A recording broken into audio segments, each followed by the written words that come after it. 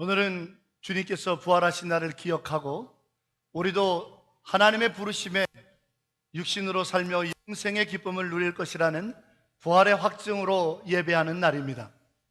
우리 모두가 다시 한번 옆에 있는 성도들과 함께 우리는 부활합니다 라고 크게 외치며 부활의 믿음을 마음속에 새길 수 있었으면 좋겠습니다. 자, 우리 옆에 분 보시죠. 우리는 부활합니다. 아멘. 네. 요즘 케냐 또 나이지리아가 어제부터 갑작스럽게 우리 국민들 귀 속에 들려왔습니다. 한국인 33명이 피난됐다라는 안타까운 소식이 들려왔죠. 그런데 그 소식이 들려지기 이전에 요즘 케냐에서 주목할 만한 변화들이 지금 일어나고 있습니다. 그 일은 선교사님들로 인해서 벌어진 운동인데요, 선교사님들이 케냐에 가서 열심히 복음을 전하다 보니까 안타까운 현상을 하나 확인하게 됐습니다. 전 국민의 여성들 중에 그 10대부터 약 30대에 이르는 젊은 여성들 중에 거의 통계를 직접 내본 적은 없습니다만 알려진 바로는 4분의 1, 25% 정도가 성폭행을 당한 안타까운 현실을 들여다보게 됩니다. 그러니 알려진 것만이 그 정도니 전 국민이, 이거는 정말 전 국토가 안전한 지역이 하나도 없는 것이죠. 선교사님들이 그것을 보고는 이거는 아니다라고 생각하면서 이제 신앙적으로 성경 말씀을 가지고 그 모든 여성들을 먼저 가르치기 시작했습니다. 그 중에 하나가 선포입니다. 뭘 가르쳤냐면 NO라는 걸 가르쳤습니다. 괜찮다, 담대히 외치라고. 어떠한 상황에 있을지라도 두려워하지 말라. 그러면서 NO라고 외치라. 너의 NO라고 하는 가장 큰 한마디가 너에게 행악을 저지르려고 하는 자에게 두려움이 될 것이다 라고 가르치기 시작한 겁니다. 그런데 정말 놀라운 일이 벌어졌어요. 이 소녀들이 학교에서 그것을 배우고 자기들에게 위기의 순간에 큰 소리로 NO! 하고 자기에게 범죄를 행하려고 하는 자들을 대해서 큰 소리로 대적했던 겁니다. 그 한마디에 놀란 이 범죄자들이 도망을 가는 일이 간증이 되고 그 사실이 퍼지게 되니까 나도 그걸 가르쳐 주세요, 나도 그렇게 하겠습니다. 그래서 케냐에서 지금 가르쳐지는 이 선교사님들로부터 시작된 이 운동이 이제는 남학생들에게까지도 자기는 어떤 사람인가를 가르치는 정체성의 훈련까지 확장되고 있다. 그래서 그 아프리카 일대에 이와 같은 성범죄가 만연된 지역에 이 신앙운동, 이 가르침, 이 사회운동을 크게 확산시키고 있다는 이야기를 들었습니다. NO라고 대적하는 거죠. 저는 이 소식을 접할 때 중보기도 해달라고, 그리고 이 운동이 확산될 수 있도록 여러분들의 도네이션, 여러 가지 많은 후원을 바란다는 그 요청을 접하면서 기도하기 시작할 때 이런 생각이 들었습니다. 우리는 과연 사망 권세 앞에서 NO라고 말하고 있는가? 누군가를 미워하는 마음이 들어올 때 NO! 하고 외치고 있는가? 우리 안에 욕심과 탐욕과 하나님께서 기뻐하지 아니하는 죄된 것들과 생각들과 행동들과 환경들이 내게 접하여 올 때 그리스도인답게 NO! 하고 선포하고 있는가? 라는 생각이 들었습니다. 여러분, 부활은 그저 추상적인 관념이 아닙니다. 부활은 그냥 지식으로 배웠던 하나의 우리의 배움의 결과가 아닙니다. 부활은 우리 삶의 사건이고 그 부활은 우리의 삶에 매일 반복되어지는 역사가 되어야 할 줄로 믿습니다. 그렇다면 우리도 죄악 앞에서 나는 예수의 사람이야, 나는 부활의 사람이야 라고 외칠 수 있는 믿음의 준비가 되어야 기록되어 있어요. 다소 좀 어색하셨을 거예요. 부활합니다. 이 무슨 소린가? 이 뭐 마음에 와 안 닿을 수도 있을는지 모르겠습니다. 그러나 우리의 삶 속에서 우리가 부활을 믿고 사는 사람이라면 우리의 삶에 벌어지는 모든 일들에 우리의 접근 방식과 우리가 그것을 받아들이는 마음이 확연하게 다를 겁니다. 사랑하는 여러분, 오늘 이 부활의 날 세례를 베풀고 이제 부활의 찬양을 듣고 부활의 메시지를 전합니다. 그리고 그 부활의 확증된 증거로 이제 우리는 성만찬 예식을 거행할 겁니다.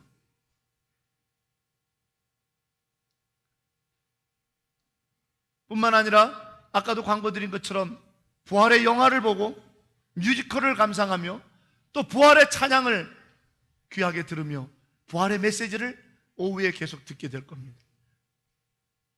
그 자리를 떠나지 마십시오. 우리는 부활에 관해서 계속 들어야 됩니다. 그리고 내가 그 부활의 사람이라는 확신을 가지고 내 삶에 어떤 염려가 올 때, 근심이 올 때, 두려움이 생길 때, 내 삶에 어떤 죄악들이 나를 침범하려 할 때 예수야! 나는 부활할 사람입니다! 라고 외칠 수 있는가 봐요. 지금은 그렇지 않습니다만 처음 목사가 되었을 때 장례식이 두려웠습니다. 요즘은 지방자치단체들마다 장례식장을 아주 잘 깨끗하게 많이들 정비해 놨죠. 그러나 제가 첫 목사가 됐을 때만 해도 그렇지 않았습니다. 그러다 보니까 장례식장이 정말 너무너무 열악한 상황이에요. 근데 그때 제가 섬기던 담임이 있었던 교회에 여집사님 친정아버님이 노환으로 소천하시게 됐어요. 장례를 집례할 것을 부탁받았습니다. 어떻게 해야 되나? 왜냐하면 돌아가시기 전에 교회를 몇 번 나오셨기는 했지만 세례를 받지 않으셨고, 그리고 구원의 확신에 대한 어떤 고백을 누군가 증인된 사람이 들어본 적도 없는 분이 소천하셨단 말이에요. 어떻게 가서 장례 설교를 어떻게 해야 되고 부활의 소망, 천국의 영생을 무엇으로 말해야 될까 너무너무 고민이 돼요. 그래서 그냥 정해진 예식만 할까? 그건 또 아닌 것 같아요. 그러면 아예 거절했어야 될 것 같아요. 몇 날 며칠을 고민하며 철야하고 금식도 하고 기도하면서 준비를 합니다.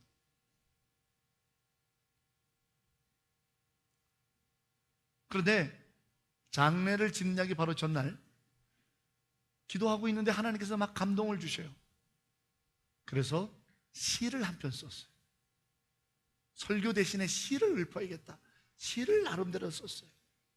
그리고 준비돼서 갔는데 장례식장 그 화장터가 너무 험악한 거예요.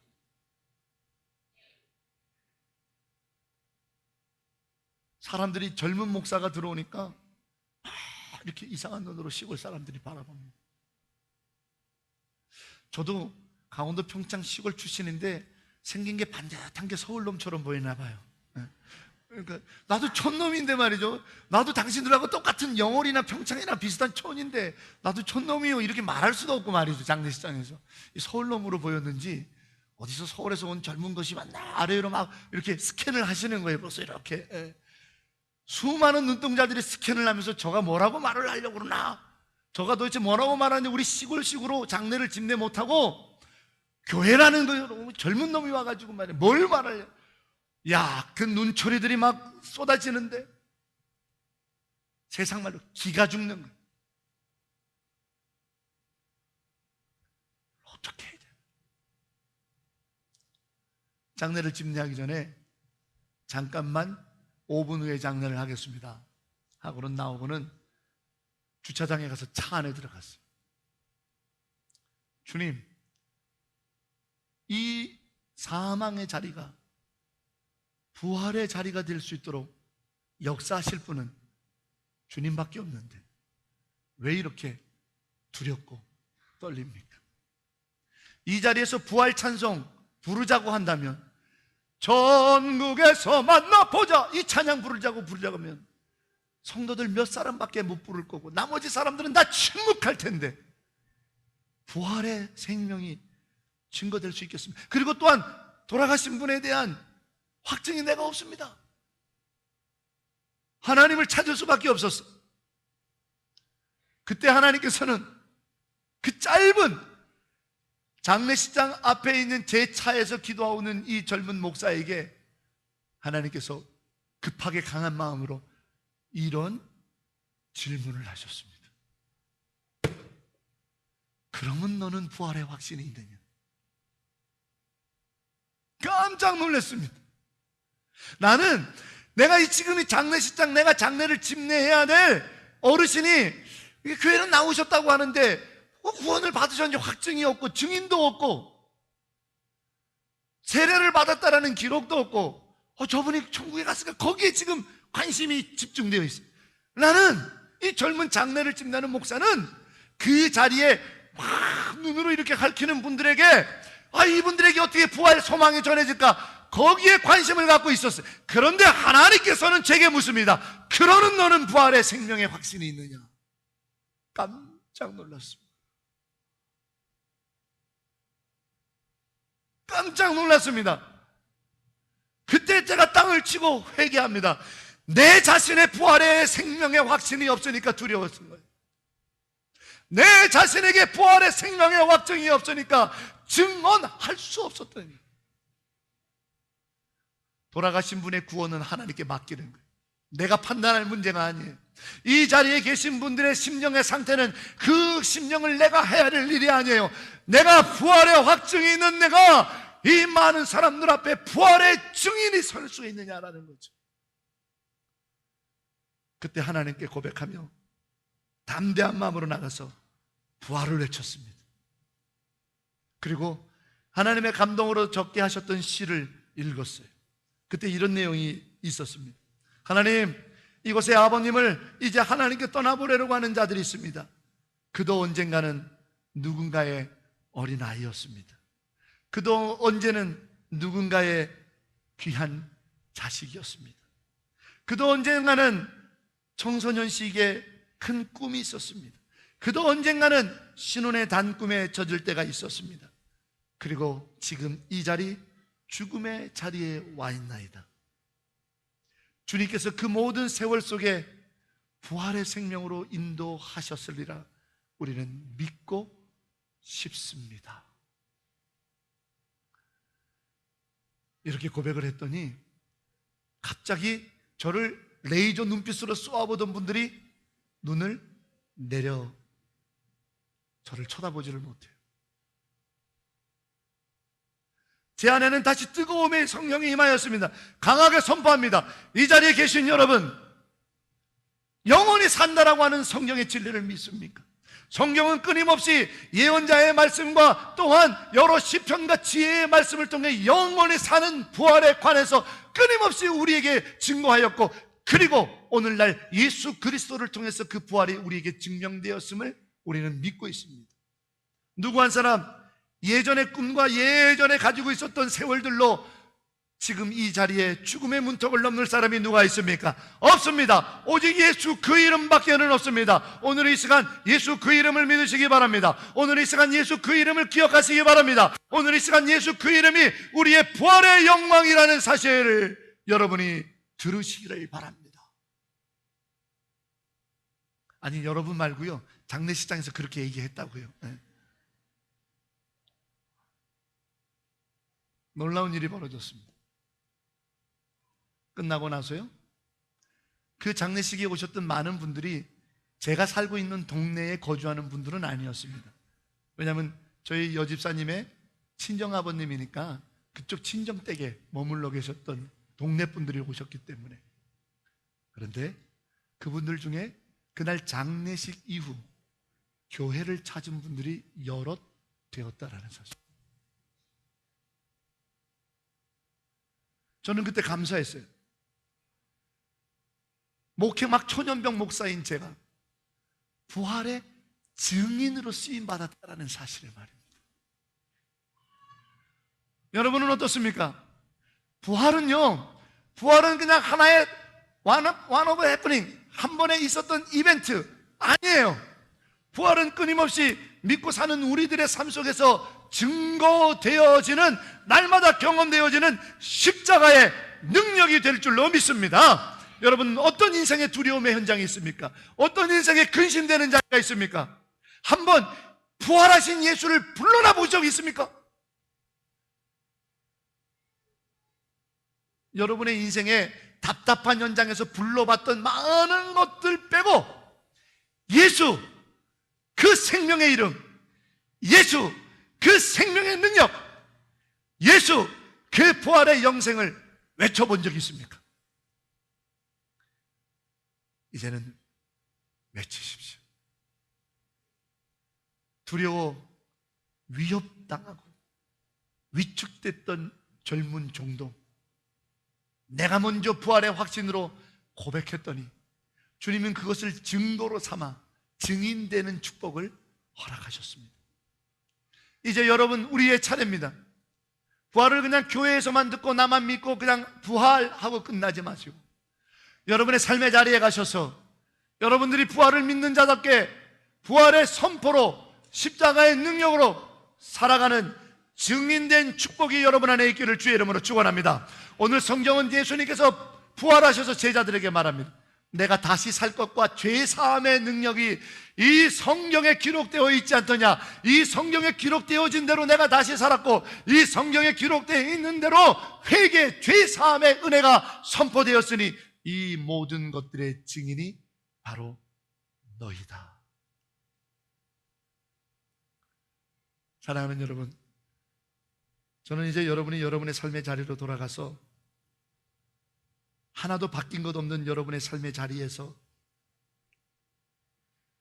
염려와 근심을 접고 두려움을 이겨내고 부활을 선포하는 증인된 삶을 살아가는 여러분이기를 오늘 이 아침 축복하고 싶습니다. 여러분의 삶의 자리가 답답하고 어떠하든 저는 잘 구체적인 것까지 모릅니다. 그러나 부활은, 십자가의 능력은 어떤 누구에게 벌어지는 것이 아니라 고린도전서 1장 18절의 말씀대로 됩니다. 믿지 않는 자에게는 미련한 것이지만 믿는 자에게는 구원을 받는 하나님의 능력이 됩니다. 할렐루야. 그러므로 우리는 믿음으로 이 부활의 증인이 되는 겁니다. 내가 예수를 믿습니다라고 하는 이 믿음으로 그 하나님의 능력을 증언하는 증거자가 되는 겁니다. 오늘 이 자리에 서 있었던 예수님의 제자들은 얼마나 미련하고 안타까운 자들입니까? 예수님이 부활하신 몸으로 나타나 보여주셨는데도 믿지 못해서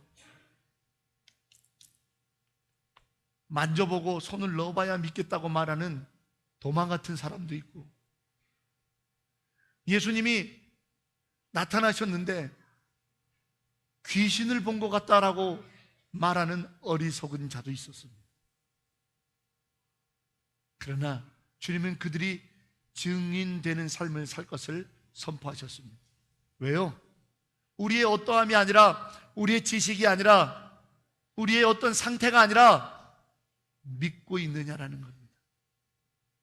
저는 오늘 그 주님이 제게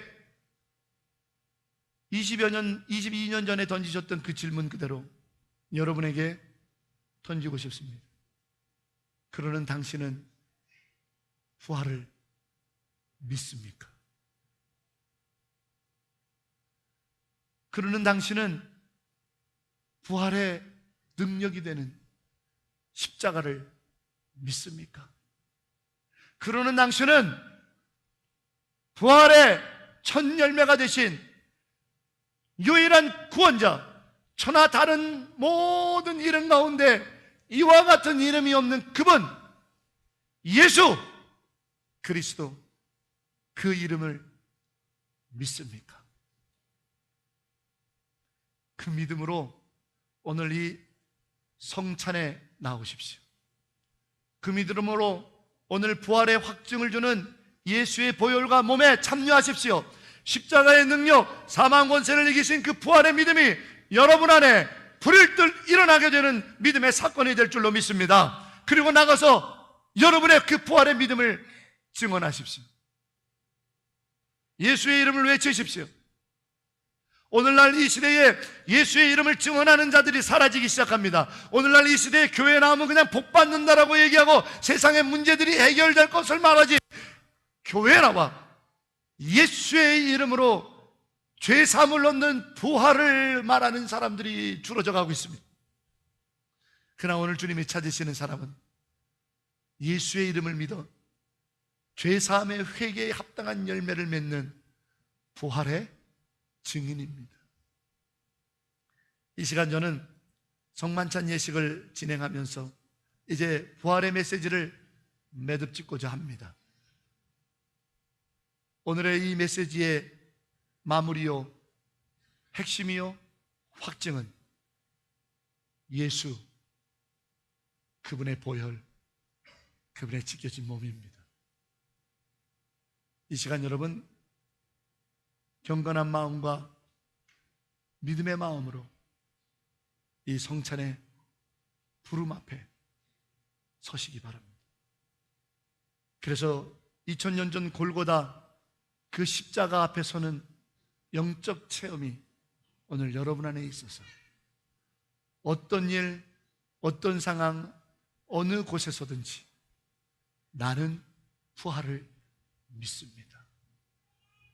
그 믿음으로 여러분의 삶이 증인의 삶이요, 여러분의 삶에 십자가의 능력이 행사되어지는 하나님의 거룩한 삶이 되시기를 주의 이름으로 축원합니다. 기도하겠습니다.